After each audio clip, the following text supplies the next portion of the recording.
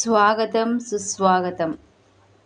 ఇంత ఓపికగా మీ టైంని నా కోసం స్పెండ్ చేసి ఛానల్ ఓపెన్ చేసి మరీ చూస్తున్న మీ అందరికీ నమస్సుమాంజలి. ఇక్కడ ఏంటి అంటే నేను చికెన్ దమ్ బిర్యానీ ఆపటు లెగ్ పీస్ ఆ తర్వాత ఈ చికెన్ దమ్ బిర్యానీ పానీపూరితో తింటే కాంబినేషన్ ఎలా ఉంటుందా అని మీకు చూపించాలన్న ప్రయత్నం నా సరికొత్త ఐడియాకి శ్రీకారం చుట్టింది. బాగా చెప్పానా? బాగా చెప్పా. నిజం. ఈ చికెన్ దమ్ బిర్యానీలో అంతా అయిపోయిన తర్వాత ఈ ఐస్ క్రీమ్ తినకపోతే అస్సలు బాగోదని నా ఉద్దేశం.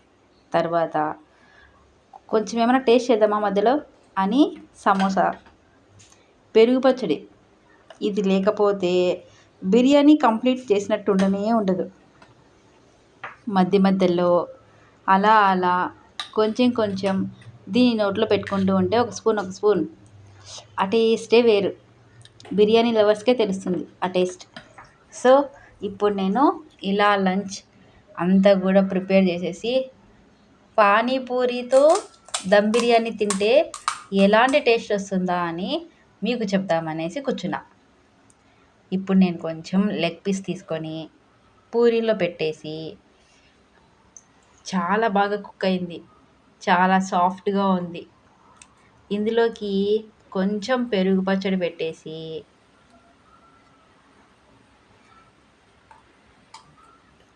పెరుగు చాలా హెల్దీ కదా, బాగా డైజెషన్ అవుతుంది. అందులోకి ఆనియన్స్ కలిపింటాం కదా. ఇందులోకి పానీ వేస్తున్నా.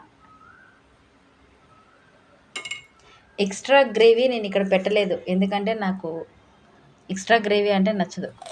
ఆపటు అని చెప్పేశా. మీరేమో బిజీగా ఉన్నారు, అందుకే నేనే తినేసా.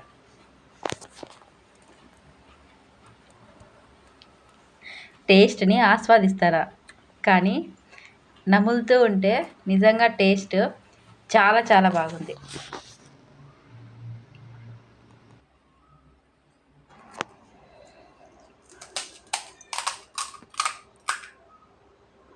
ఇందులో కొంచెం చికెన్ పెట్టేసి సమోసా మీద ఉన్న మిర్చి పెట్టేసి సమోసాతో పానీపూరి తింటే ఎలా ఉంటుంది, ఇది ఒక ఐడియా. ఇది కూడా ఈ కాంబినేషన్లో కూడా మీరు టేస్ట్ చేస్తారనేసి ఈ ఐడియా కూడా మీకు ఇచ్చేస్తున్నా. చూసారా? ఇలా వేసిన తర్వాత సమోసా కూడా దాంతో పెట్టేసానమాట, స్టఫ్ చేసేసా. ఇప్పుడు పానీ వేసేసి నోట్లో పెట్టుకుంటే ఎంత కమ్మగుందో. నిజం. కొన్ని కాంబినేషన్స్ పానీపూరిని ఒక్క పానీతోనే తినాలి అనేది పక్కన పెట్టేసి ఇంత డిఫరెంట్గా తింటూ ఉంటే నాకైతే చాలా బాగా ఉంది. పూరీలో మనం ఏది స్టఫ్ చేస్తే టేస్ట్ పెరుగుతుంది అని నా రీసెర్చ్ మొదలైంది. చాలా బాగా ఉంది. ఇప్పుడు పెరుగు పచ్చడితో టేస్ట్. పూరీలో చికెన్ పెట్టేసి టమోటా సాస్ కొంచెం వేసేసి దాని మీద ఈ టేస్ట్ ఎలా ఉంటుందా అనేసి టేస్ట్ చేసి చెప్దామని ఇలా చేస్తున్నా.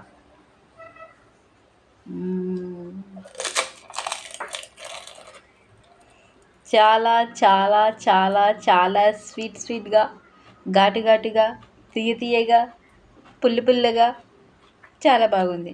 ఇందులోకి ఇంకా స్పైసీ కావాలి అనేసి ఒక పచ్చిమిర్చి కూడా తీసుకున్నా. ఇంకేముంది జీవితానికి. అబ్బా, మీరు కూడా ఖచ్చితంగా టేస్ట్ చూసి తిని నాకు చెప్పండి ఎలా ఉంటుందో కాంబినేషన్. ఇంకా లాస్ట్లో పానీతో ఫినిష్ చేద్దామా అనుకున్నాను, కానీ ఎందుకో పానీ కంటే నాకు ఈ చికెను, తర్వాత పెరుగు పచ్చడి, సమోసా, మిర్చి ఇవన్నీ కాంబినేషన్లో తింటూ ఉంటే పూరి టేస్ట్ వస్తుందన్నమాట. నిజంగా అంటే రేపు నేను డిఫరెంట్ ఫ్లేవర్ వేసేసి ఒక పానీ తయారు చేసి ఆ పానీని పానీపూరిని ఎలా తినాలో మీకు చూపిస్తాను ఖచ్చితంగా. డిఫరెంట్ పానీ, అది ఇట్లా ఉండకూడదనమాట. చాలా చాలా టేస్టీగా ఉంటుంది. ఇప్పటిదాకా నాకు ఫోన్ వచ్చింది, మీతో మాట్లాడుతున్నానని కట్ చేసేసా. ఇప్పుడు ఇలా లెగ్ పీస్ మీద పెరుగు పచ్చడి పెట్టేసి నోట్లో పెట్టుకుంటే ఎలా ఉంటుంది? ఎప్పుడైనా మీరు తిన్నారా ఇలాగా? చాలా చాలా చాలా చాలా కమ్మగుంది. అప్పుడప్పుడు తినేది ఆస్వాదించాలండి. ఎప్పుడూ ఒకటే విధంగా అదిగో వాళ్ళు చూస్తున్నారు, ఇదిగో వీళ్ళు చూస్తున్నారు అని అనుకోకుండా మనం ఒకరే కూర్చున్నప్పుడు ఇలా తిండిని ఆస్వాదిస్తూ తినాలి. ఏ కాంబినేషన్‌లో ఎలా తింటే బాగుంటుంది అని టేస్ట్ చూసి చూసి మరీ తినాలి. అందుకే మీరు అమాయకులు, మీకు తెలీదు. ఆఫ్‌కోర్స్ నేను ఎర్ర బస్ ఎక్కొచ్చాననుకోండి, అంటే మరీ అంత అమాయకురాలిని కాదు గానీ, చాలా వరకు చాలా విషయాల్లో చాలామంది నన్ననేది, "నీకోసారి చెప్తే అర్థం కాదా?" అని అంటా ఉంటారు. "నీకు తిండి విషయాలు, వంట విషయాలు తప్ప ఇంకేమి తెలీదా? ఏది నీకు ఏం చెప్పినా కూడా ఏది తెలీదు నీకు" అని నన్ను ఒక మూలకేసేశారు. ఆఫ్‌కోర్స్ నాకు వంట చేయడం, తినడం, నా దగ్గర ఉన్న వాళ్ళకు పెట్టడం ఇది మాత్రమే తెలుసు. నా దగ్గర ఉన్న వాళ్ళని బాగా చూసుకోవడం. ఇంకా ఆడవాళ్ళకు చాలా వరకు ఇదే ఉంటుంది. ఇవే మాటలే ఉంటాయి. అందులో నేను ఒక పర్సన్‌ని అంతే. ఇది ఇంకా బాగా చెప్పాలి అంటే, ఇసుక రేణువుల్లో రేణు వంటి దాన్ని. సముద్రంలో నీటి చుక్క లాంటి దాన్ని. అబ్బబ్బబ్బబ్బబ్బబ్బా! ఏమి చెప్పి తిని, ఏమి చెప్పి తిని. ఎప్పుడు ఇట్లా చెప్పి తినా? లేదు లేదు. మీతో మాట్లాడుతూ ఉంటే కవిత్వము ధారాళంగా వచ్చేస్తుంది. ఏమైతేనేం నేను బిర్యానీని ఇలా కానిచ్చేస్తున్నా. ఇంకేంటి విశేషాలు?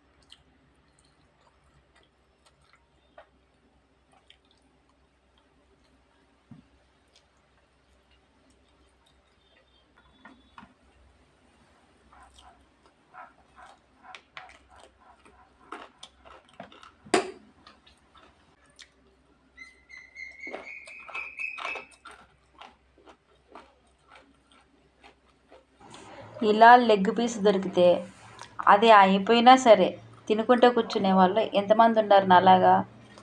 నిజంగా టీవీ ముందర కూర్చుంటే ఇలా కాకుండా అది అయిపోయినా సరే ఆ సీరియలో లేకపోతే ఆ సినిమానో అయిపోయేంత వరకు ఆ తట్ట దగ్గర అది పట్టుకొని ఆ బోర్డుని పట్టుకొని దాన్ని అట్లా కొరుక్కుంటూ ఇట్లా కొరుక్కుంటూ కూర్చొని అనవసరంగా చాలా చాలా టైం వేస్ట్ చేసేది నేనే. ఇంకా బిర్యానీ ఎండింగ్ అయిపోయింది. ఇప్పుడేంటి, బిర్యానీ అయిపోయింది అంటే ఆ ఫీల్ మనకు రావాలి, మనం బిర్యానీ తిన్నాం. పైగా ఈరోజు ఇంకా ఎక్కువ ఎక్కువ పానీపూరితో కాంబినేషన్తో తిన్నాం కాబట్టి ఇలా చల్ల చల్లగా కూల్ కూల్గా స్వీట్ స్వీట్గా ఐస్ క్రీమ్ తింటేనే బిర్యానీ తర్వాత మజా వచ్చేది. నిజం, బిర్యానీ తింటానే కూల్ డ్రింక్ కాదు ఐస్ క్రీమ్ తినండి, ఎంత బాగుంటుందో మీరే చెప్తారు. ఇంతసేపు ఓపికగా నా సోది విని నేను తిన్నది చూసిన మీకు చాలా చాలా థ్యాంక్స్. మీకు కూడా ఇలాంటి మంచి బిర్యానీ దొరకాలని మనస్ఫూర్తిగా ఆశిస్తున్నా. బాయ్.